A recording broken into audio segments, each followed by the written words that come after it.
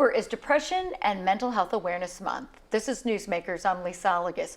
Most people know that depression, anxiety, and other mental health concerns exist, but they might not know how to recognize the signs in friends or family. And most of us don't know how to engage someone we might fear is considering suicide.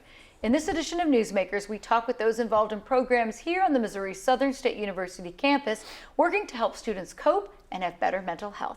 We begin our discussion with Heather Bullock. She is the lead mental health counselor here at MSSU. Welcome, Heather. Hi. So talk to us, how prevalent are mental health issues in the typical student population, and is that true here at MSSU? Sure, it's pretty prevalent, probably more so than people actually realize. We do a survey every year of the student population, and sorry, I'm saying a lot. I would say 80% throughout the state is reporting that, and we're not too far off from that. Wow. But in a typical college setting, only about 10% of the students are utilizing the mental health services on campus. So they may report problems, but they're not taking advantage of the help Correct. that's there. Correct. So we kind of need to encourage that. Yes, then. absolutely. So you recently had a big Connect kind of event. What was the goal of that and getting out there to try and get students to basically just talk? Right, so we'd like the students to know who we are and know that we're real people and that they can have conversations with us no matter what's going on. Our motto is no judgments, just compassion, and we really live and breathe that, and we want them to know that all concerns and conversations are valid and welcome in our office. We oftentimes meet students the Wednesday before they graduate, and they're like, I didn't know we had mental health services on campus. And so we're out there beating our drum for a week, letting them know we are here, we're available, and the services are free, so stop by. Yeah. There's been a lot of talk in the last couple years by some really famous people. You have Prince Harry talking about mental health, illness and mental health. Lady Gaga's made a big deal about it too. Is it helpful that there's sort of a national push? Oh, absolutely. Any sort of push or anybody talking about it helps because your mental health should be just as important as your physical health. And that's a conversation I wish that would have taken place, 20 or 30 years ago, instead of just in the past 4 or 5 years. So as soon as people start recognizing that and they treat it that way, I think the better off the population is going to be. And in some cases, I mean, it's, we think there can be counseling, but some people there could be a medical diagnosis where there is medication that can't help, correct? True. So from the student perspective, what are some of the concerns or issues that the students report to you? Is it, students always say, oh, I'm so stressed, and they might say, oh, I'm so anxious. Is anxiety the number one? Is there a certain one that really raises its head for students? Yeah, we do see students that deal with a lot of anxiety. I would say depression is also pretty close to anxiety as well. We do have quite a few programs here on campus that are pretty anxiety inducing, like the med school program or dental hygiene, or, respiratory therapy, the nursing program, things like that. So they're naturally inclined to kind of be anxious because of the program that they're in.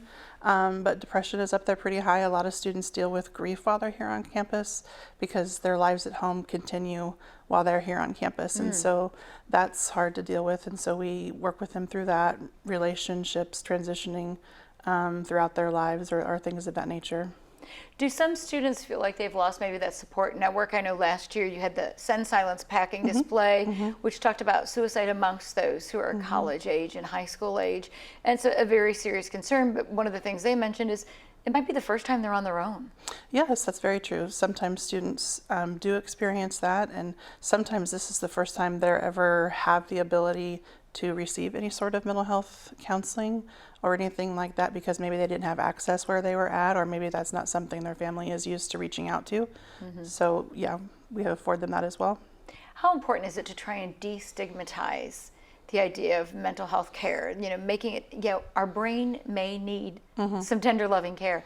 Why is that so important to destigmatize? I think it's one of the most important things that we could do, even if somebody never chooses to speak to somebody, knowing that everyone needs someone to talk to is just a message that we need to put out there. It's okay to not be okay sometimes, but knowing that you have someone that you can talk to is is really powerful. I think just empowering yourself or the students to know that there is somebody there when you do need something or someone to talk about, and it's okay to have a bad day. You know, it's a bad day, not a bad life, and that your mental health is just as important as your physical health.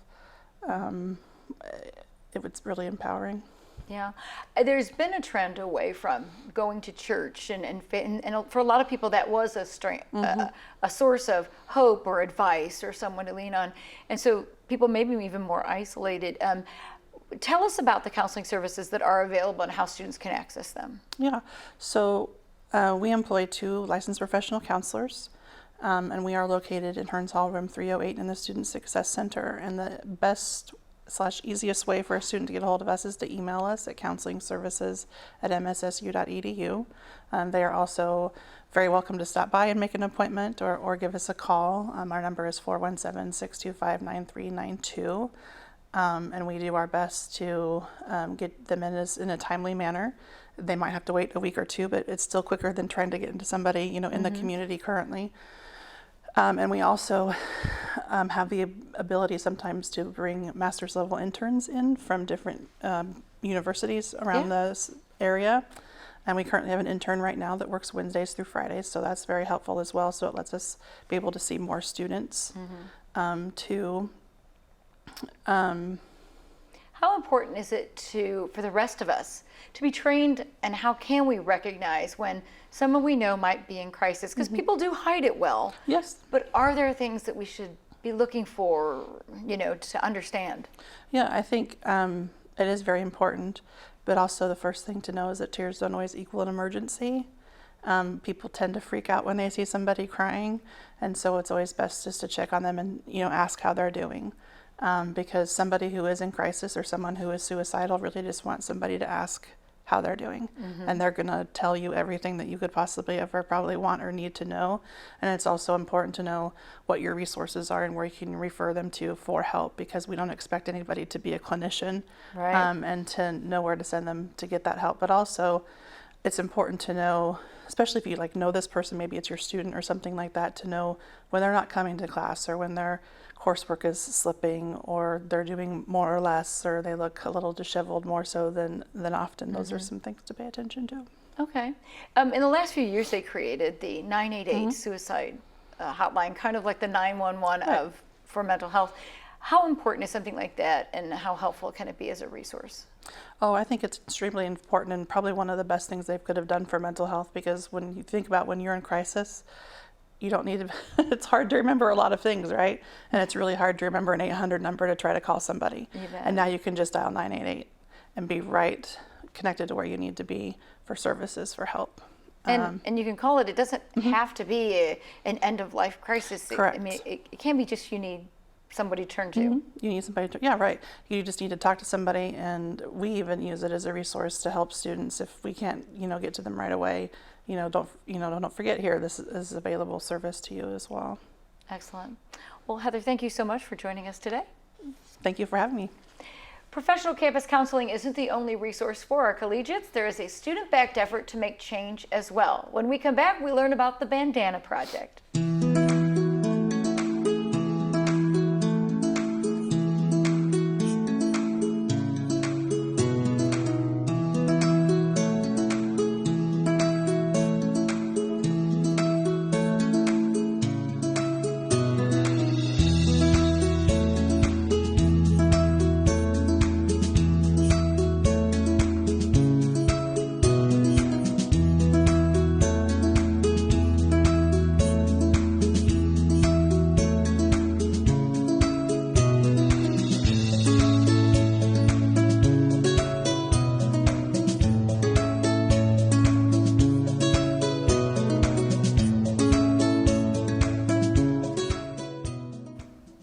Recently, Missouri Southern had a week of wellness on campus, and while counselors are involved in a Connect to You campaign at the Student Center, students themselves are actively involved in an outreach effort called the Bandana Project. It's a nationwide mental health awareness and suicide prevention movement. Joining me to explain how it works here at MSSU are Maya Greenquist, the current Bandana Project president, and Corey Reed, an advisor of the club. Thanks for being here. Thanks for having us. So we talked with a campus counselor recently as well about this being an issue for students. But I want to ask you as a student, Maya, how widespread do you think mental health concerns are across campus? Yeah, for sure. I think recently it's been brought up a lot more, talked about in major worldwide news, but also on campus, especially since we started the project last year. We've noticed people are much more comfortable talking about it, speaking to their issues, finding help, or even just being comfortable asking. Because a lot of people, at least in previous years, we've done surveys and we've read surveys from like University of Michigan where they said that 97% of people said that they'd be comfortable talking about mental health, but over 50% of students actually perceive a mental health stigma. So let's talk about the Bandana Project. What exactly is it? What is its mission? Yeah, so it's called the grassroots movement. It started at the University of Wisconsin River Falls, and basically now the chapters start at different universities across the world, basically, mostly the United States. But it's a little mental health club. You start on campus, you give out bandanas, you give out resource cards, and if you have a bandana, it's basically showing that you're someone who is comfortable talking to someone about mental health issues. It shows that you possess resources on or off campus, and that basically you're just a resource. Kind of as an advocate as well. Yeah. So, Corey, Simone Biles left the Olympics because of a mental health issue, and one of the part of the group starting this here on campus were sports team members.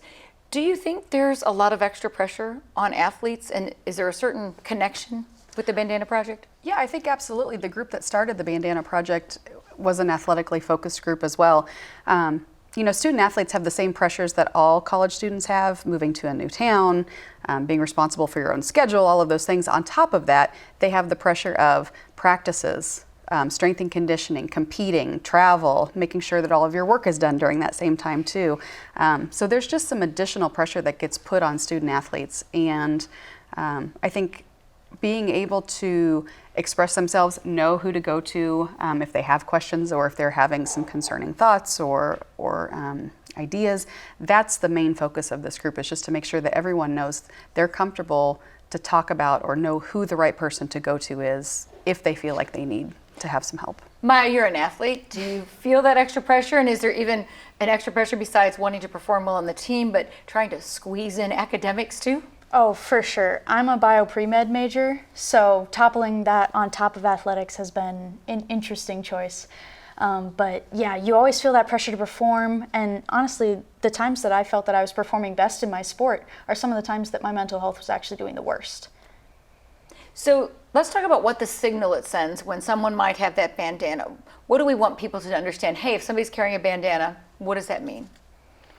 To me, it just shows that you're someone who is comfortable talking about mental health, first off, and second, that you're just someone that is approachable, someone that is 100% willing to discuss. You might not even have to discuss your specific mental health issues. You could just be approaching someone, and that could be a new friend, a new resource, a new advocate. It could be any amount of things. I keep one on my soccer bag and on my backpack just because I want to have that athletic connection, just because I am an athlete. But the club isn't just for athletes, it's for everyone who could be struggling. Do you think students have an easier time maybe talking to a fellow student? I think so. It's a lot easier to approach someone because I found that a lot when I was struggling a lot my freshman year and I went to the counseling services. I was so scared to tell someone in a position of power or someone who's a faculty member, just because I was like, oh no, what am I gonna do? When you approach someone who's a student, it's a little bit more relaxed sometimes. Mm-hmm. And then they can either help and bring you to a faculty member and go there with you, even just reduce that stigma just a little bit, or talk to them yourself. Mm-hmm. Corey, even with these counselors on campus, why do you think it's important for faculty and staff to be involved in this and engage in that kind of discussion? Well, I think it's important for any of us that deal with students here at the university to just have a general knowledge of the resources and what we have available. Our counseling staff is phenomenal, but there's only so many of them. And there's a lot of students on campus that want or need that help. So having the resources and knowing, okay, if we can get you to the counseling department, great. But if not, here's some other local resources that you can use or that you can reach out to in the meantime to try to make sure that we're meeting the needs of those people that need the help. Tell us a little bit about the training that someone would undergo if they wanted to, be part of the Bandana Project. Yeah, so it's very simple just to join. We'll add you to our email list, that kind of stuff. We'll give you a bandana and you watch a 4-minute video put on by the Bandana Project LLC that will basically explain the movement, explain how it reduces stigma just by seeing someone with a backpack that has a green bandana on it really helps. And it kind of explains those more complex social movements. And then we have a specific MSSU Bandana Project website, as well as our own Instagram, TikTok, all of those social media aspects that people can follow. And then we have more serious resources where we hope to bring counselors on campus. We do different kinds of mental health awareness events like we did this past whole year. Right. So do you guys involve, I noticed on one of your cards it mentioned QPR training. Can you explain that and talk about that a little bit? Sure. So our athletics staff and coaches all received QPR training a little over a year ago. And it's sort of one of those things that we feel is just as important as CPR training at this point, because there is so much more, I guess, we see so many more mental health issues, especially in the last few years, and just people who are willing to talk about it. So for us to be trained to know what to do if there is someone that might be having suicidal thoughts or feelings, what to do in an emergency situation like that, what questions to ask, how to persuade them to talk about it, and then where to refer them to go to get the help that they need to try to reduce that stigma. Right. And I mean, we certainly don't think every case, the student might be that extreme, but you also want to, best prevention is talking early. Absolutely. And knowing what the signs might be, because sometimes it may be something as simple as they're just having a hard day and that, but there's sometimes where it could be more than that and more serious. And that's where to know what types of signs to look for, to know where we need to refer at that next step. All right. Well, Maya and Corey, thank you so much for sharing all this information with us. Thank you. And we'll be back in a few moments. And when we come back, we'll talk with other members of the Bandana Project Board about their experiences and goals for the group.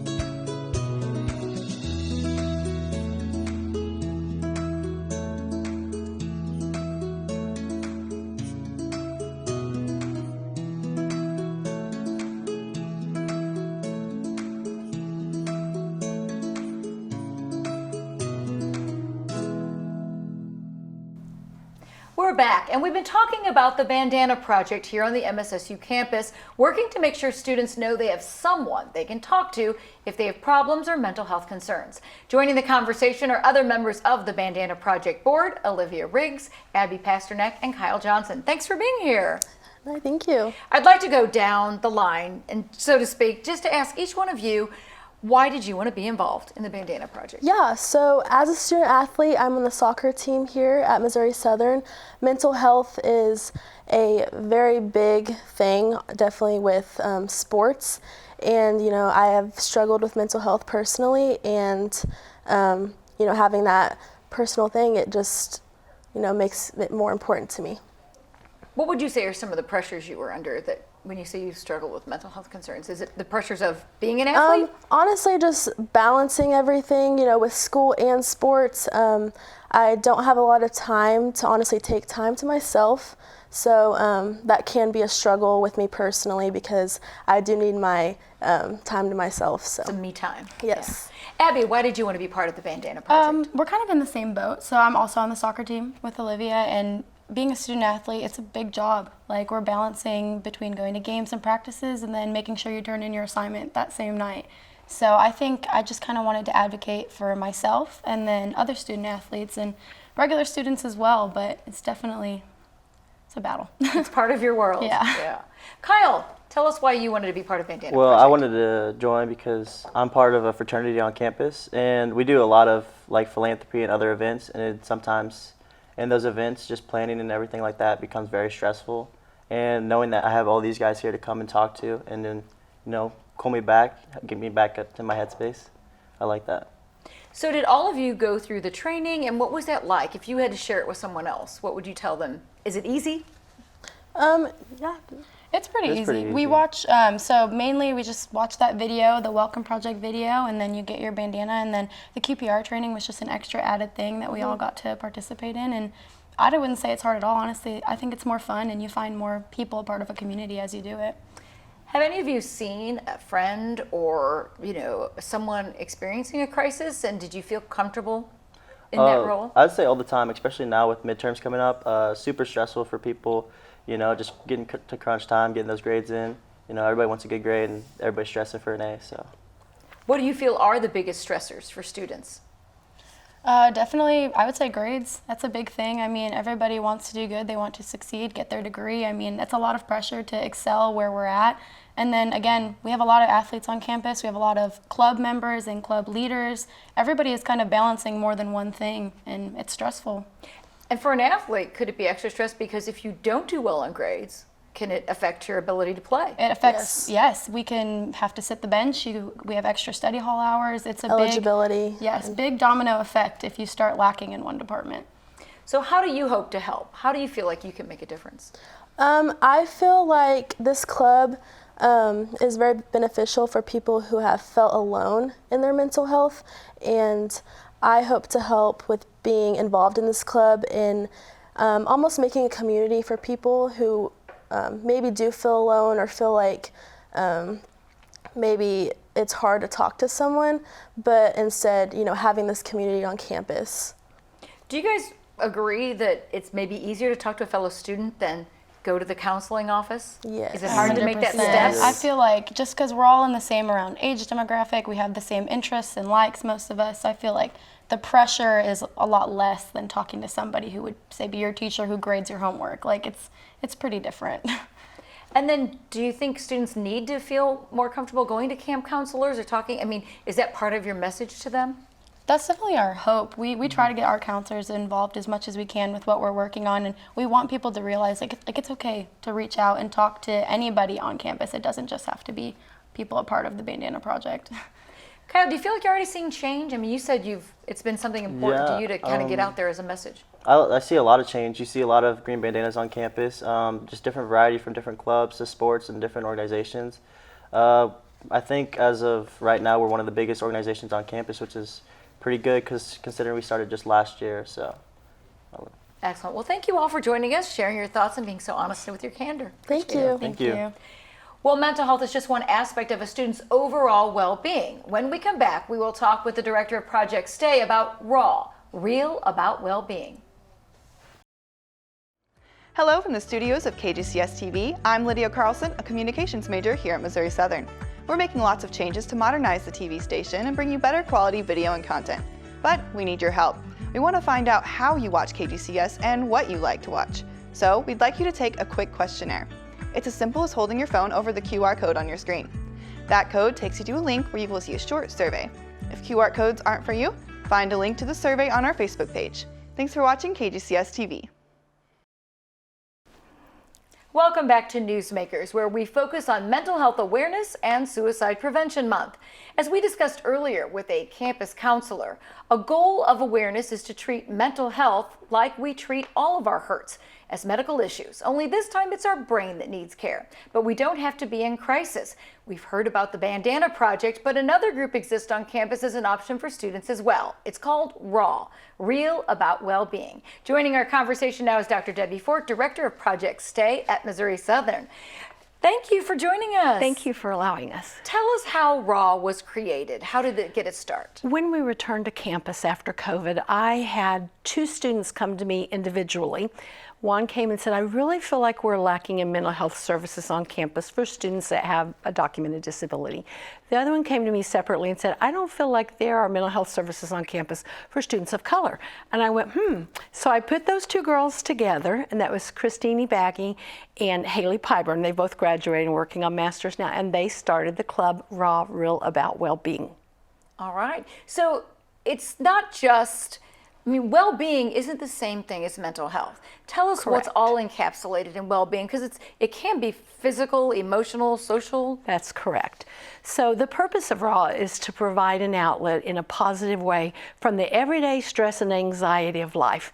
They treat the student as a whole. We are emotional, spiritual beings, we are physical beings, and we want to reduce the stigma against positive mental health. And so they like to provide activities that allow students to just get involved and focus on the whole student. Are college students not inclined to take care of themselves? I mean, with the studying, maybe late night partying. What I see from the students is they are going 40 different directions at the same time. Most of them are in school full-time. They're working at least part-time. They're involved in clubs. They have family. They are going nonstop. And so physical and mental health care gets pushed to the bottom of the list sometimes. They might even be fatigued. Absolutely, they are fatigued. They're sometimes working till 11, 12 at night, staying up doing homework and coming for an 8 o'clock class. And so all that can lead to, whether it's emotional or, just stress. Yes. Undue stress. So tell us about some of the activities that RAW wants to have to sort of eliminate that stress rather than just be, it's not always necessarily suicide prevention. You want to prevent it by being healthy all the Correct. time. Correct. And we've had a variety of activities in the past, but the activities coming up this fall, November 1st, they are doing a Day of the Dead. That is a new activity. Their draws working in conjunction with CAB and with LASA, a new student organization, Latin American Students Association, to bring a lot of fun activities on November 1st. And then we'll have a Friendsgiving event closer to Thanksgiving, and we have a fun event for December.